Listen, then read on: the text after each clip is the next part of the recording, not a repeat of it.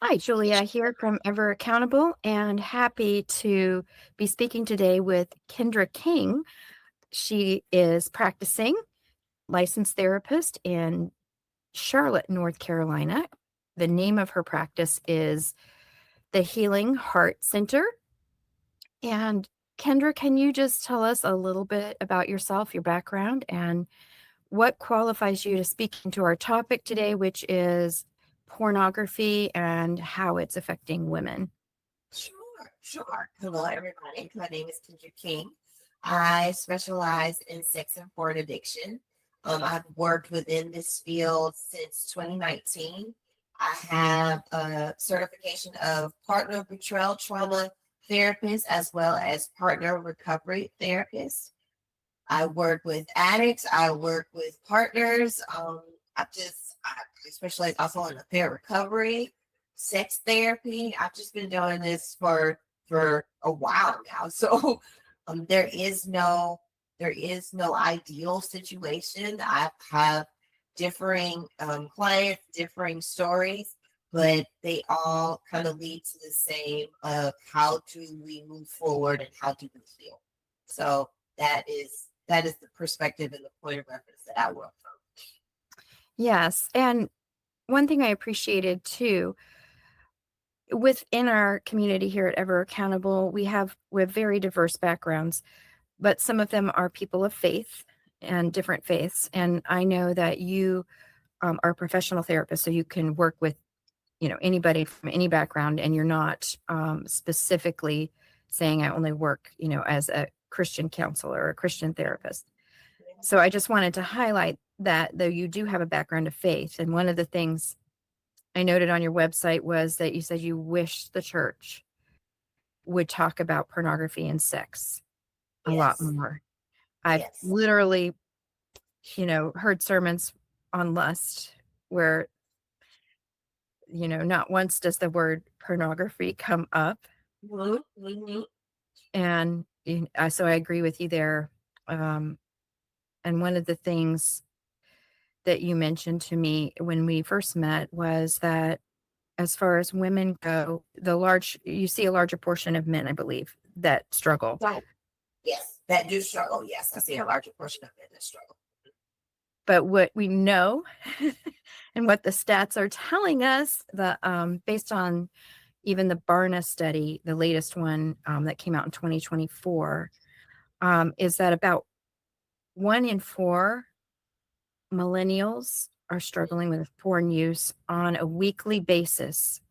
And then I'm trying not to just pull figures out of my hat. So let me check again in my notes. But among those, women are a growing proportion, almost 1 in 10 women. And the sad part is it says 40% of Christian women consume porn on some level. And that would largely be millennials and younger, according to the data and research that we have. So I think we start out with saying, what would be the first thing you would say to a woman who is in the church struggling with porn? What would be like the key thing you would want her to know, first of all? Okay. Well, I have clients who are women in a faith background and happen to struggle with porn. So this is not anything new to me. The first thing that I usually address is the shame aspect, because usually the reasoning is out of coping with either not having a personal relationship with a partner, not having any type of sexual background at all, being exposed at an early age, whether it be trauma or abuse. There's so many different reasons, but I focus first on addressing the shame aspect of engaging in porn, to take away the barrier of I can't work through this. I'm going to be stuck in this forever. And that's just not true. Yeah, that is not true, but it's sometimes a bigger hurdle. I think shame affects everyone. That's what we hear, but maybe a bigger hurdle for women. And then I wanted to just back up a little bit and say our younger women, our Gen Z coming in, it has become so normalized. Pornography use has become so normalized that young girls are saying, feeling like they need to be like a porn star. Like they're worried about that, or they just believe that's what's expected of them. So, could we talk about how porn is affecting the sexual scripts of young women? Sure, sure. We have a society who emphasizes sexuality in all different facets. But when it comes to the youth in our community, it's like they're conditioned, specifically with girls, they're conditioned to be sexual. It's like a rite of passage. If you're not engaging in these types of things, you're weird, you're not normal, you're not accepted, you're bullied. Um, or if you do, it's a sense of it's expected, like you should. It's expected. There's this expectation of within engaging with a partner, friend, whatever the case may be, that you have to have this knowledge or understanding or experience. And if you don't, then you have no value. So there's been a lot of worth and value put on being sexual at an early age. And our society feeds it all day, every day. With social media, with things that we see on TV, in the news, everything is just hypersexualized. And these are the things that our children are seeing. So if you're not teaching the opposite or giving a healthy perspective to sexuality, then it's going to continue to be this way. So I definitely agree that this is negatively impacting our youth. And I'm a big believer in reforming sex ed starting in middle school. Because from my experience, personally and professionally, that's usually where it starts. So being able to have these conversations is important with our children as long as they're developmentally and age appropriate. But just having the conversations as parents before they start talking to their peers is important because that's how you can circumvent things. But if you don't feel comfortable in talking about sex on your own, then how could you talk about it with your children? Yes, and that is so right off the top of your head. Um, I'm throwing this kind of at you as a wild card. Yeah. Do you have a resource for middle school parents to that you would recommend for talking about sex, something to get them started? Amazon.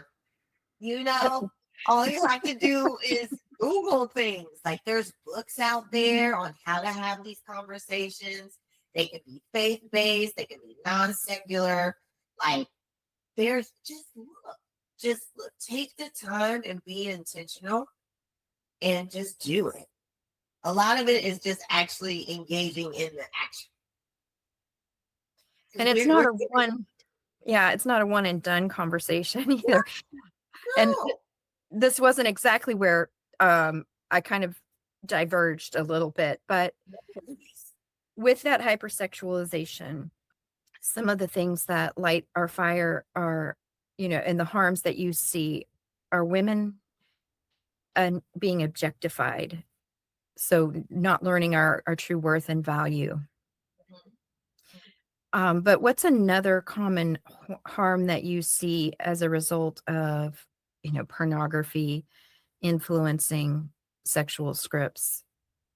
We're starting with childhood, lack of secure attachment with mother and father, emotional security and safety with mother and father, and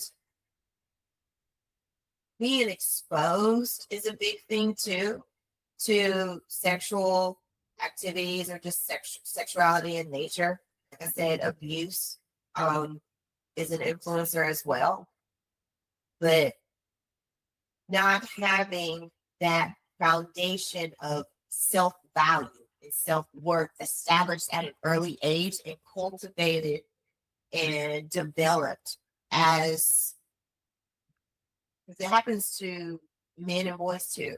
Sense of security, sense of esteem. If that's not being consistently laid down from the first relationships we have, which is with our parents, then it leaves you open to any and everything. So it has to start with those initial relationships. And if there's any distortion or any unhealthy, insecure, damaged attachment there, then you know that it could potentially lead to bigger issues later on as the individual ages and matures and develops through life. And one of the ways we have noted just in the research is that porn normalizes violence in sexual relationships, behaviors like choking, strangling, hitting. That's something that even secular sources like Culture Reframed have pointed out. And you noted to me that women of color, Black women, especially, are hypersexualized. And what are some of the cues that perhaps they may not even realize, ways that they are being harmed and maybe hadn't considered that they are being hypersexualized, like terminology, etc.? I wouldn't, well, and not saying terminology isn't a thing because it is, but from my perspective, it's more so of how you display yourself, how you display yourself, how you carry yourself within relationships, being submissive, being aggressive. There's just different personality characteristics that could also incorporate that. There's just so many things. And also, it's just over time, historically, when it comes to women of color and Black women, that's all our worth has been. You know, if we're talking slavery, we're talking civil Jim Crow, all the things you're talking about, even within our own culture, our value as Black women or women of color is based on what we look like, shape wise. Oh, bare hip, like you have full hips. Oh, you can bear a lot of children. Oh, well, your backside is large. Oh, okay. Well, that makes it even more sexually enticing. Like there's just so many things that are physically motivated that lead to being hypersexualized. There is no value around individuality. There's no value around emotional intelligence. It's like, and it's wild because other cultures adapt to our culture because our culture, the Black culture, is very influential in a lot of ways, but it's also in an unhealthy, a lot of those ways are unhealthy as well. So it's like, it's a ripple effect. And if there isn't a consistent open communication of how to, you can be sensual. There's nothing wrong with that. Being sensual, being comfortable in your sexuality. It's when you base it off of, this is all I have to give somebody. This is all I have to offer. So I need to engage and be open to doing anything or whatever somebody wants to do to me. I should accept that. That's when we start having issues. Yes, how you view yourself and how you're treated by others are tied together so intricately. Also, Julia, can I add, because I didn't get to preface this in one of your questions before. When you don't have a healthy description or a healthy understanding of what true intimacy is, that also impacts, because it's not necessarily physical. It could be emotional, it could be mental. It's just being seen and heard by somebody who respects you, who understands, and will be willing to reciprocate that as well. Being vulnerable in spaces and time is important as well. Yes, and pornography just destroys that. Like there is Yes. no real intimacy Yeah. with you and a screen. It's all performance. And when people have pictures in their minds of, the different genres of porn and the abuse that exists within pornography scripts, Mhm. it it just destroys an idea of healthy intimacy. Mhm. So that's where I think we could lead into something that I thought was just kind of a sad stat, because you are a beautiful Black woman. And I would think you would have a high clientele of, Black women seeking you out for help, because this problem crosses all racial boundaries. Yes, it does. It's not, one race or the other, but you said you see much higher percentage of white women who have Yes, been ma'am. betrayed by a partner and who are trying to work through that grief, that trauma wound, and, figure out what a healthy relationship looks like. Mhm. Um, and that shouldn't be. We should see women, women of color coming and getting what I was going to say, how can we solve this marketing problem? But it's not that so much as maybe an awareness issue.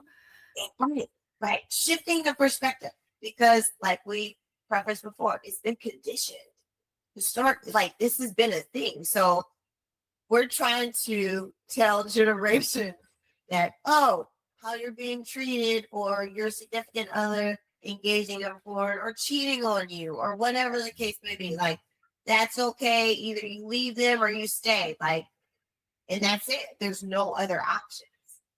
That's not. That's not. That's not true. It's not true. I've seen healing happen within couples.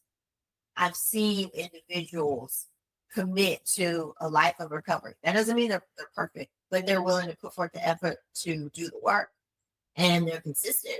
And even when they falter, guess what? They get back up and they keep doing it. I don't look for perfection. I just want you to be consistent and be willing to perfect your imperfections. But back to your expression of, no, I don't have a lot of women of color who see me as clients. And I wish I did. But the ones that I have had have such deep childhood trauma wounds and have internalized their partner's actions as something is wrong with them. So you have the cultural aspect, but then we also go back to those secure attachments, those relationships with punk, those relationships with that. And so, yes, my hope is at some point I will start seeing more women of color, Black women, for these types of things, because I know they're going through it. You see it on these reality shows, you see it in social media, like it's everywhere. But yet nobody's having the conversation on what's the root to this issue, and why isn't there more awareness being raised, or why isn't this talked about more often within our culture? Yes, that so absolutely true. If we just get the conversation rolling. Um, so just to recap, pornography in a relationship is not normal or healthy. It doesn't give a healthy view of sex. I believe you, and I would stand in agreement on that. Some have said that pornography can be used in um, a healthy way, but there's so many reasons that Why we could say that again. there's so many reasons why it shouldn't be used. Porn does not depict healthy connection with your partner. It's performative. It, from working with clients for so long, some women internalize, not being good enough sexually, and some have had not so extensive sexual experience. So there's a lot of things. Even men can get performance anxiety, and so it goes both ways. It really does. So it's not ideal, is what I would say. Yes, and the other thing is that the wiring of the scripts, as we talked about, the intimacy, it you said, performative and learning how to have true intimacy. Yeah. And you and I could talk off screen in depth about the harms of, pornography and the industry as a whole. But for women, I think it's okay. What they need to wake up to is that this really isn't helping our relationship to have, this stranger in the bedroom with us, or, the secret, Secret. the That's right. box of secrets. And it's okay to feel angry, betrayed, like in naming the feelings and then understanding how that's the first step, right? To Yeah. starting on a journey of what does a healthy relationship and what are my expectations for this relationship. Because we as women get jealous. It doesn't matter if it's the screen, doesn't matter if it's really in person. We do. There's insecurities that we have that some of us may not admit to. Doesn't matter. Like, we internalize things, we question things about ourselves, and then we try to conform to make our partner want us more and not engage in porn or other women or other people in general. It's just like, stay true to who you are. It doesn't matter if you try to conform or not. That's not going to stop your partner or significant other from acting out with porn or another person. When you're comfortable within your own skin and you accept you for you, you found value and worth and not what you can offer sexually, but what you can offer as a person, mentally and emotionally, then you'll start learning how to establish boundaries and who you feel is worthy to be with you in that way. And one thing I heard kind of behind the scenes of that is your partner's porn use is not your fault. That's right. Um, That's right. It's their choice. And most likely they were engaging in porn before they got with you. It was a long standing thing. And that's probably what impacts their ability to be intimate with you because they don't know what true intimacy is. And if we're going deeper, they probably use it as a coping skill because they don't know how to deal with life on a daily basis. Or they've had their own trauma and abuse growing up and they were exposed and that was an outlet for them.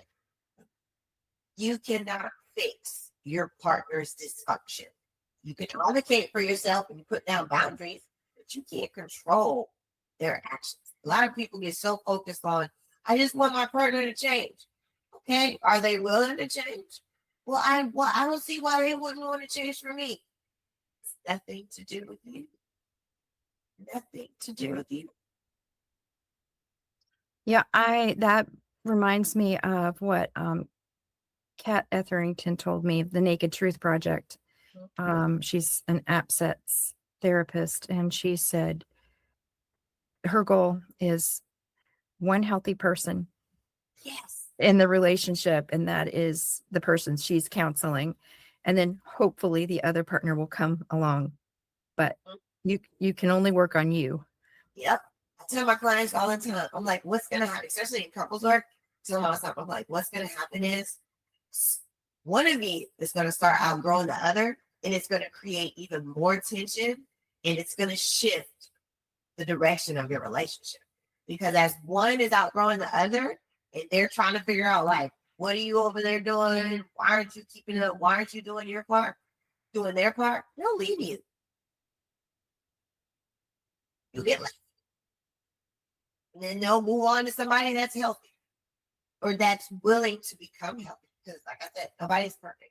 But you being willing and open, it changes things. Changes things. Doesn't matter what faith background you come from, you're still a human being at the end of the day. You have the freedom to choose.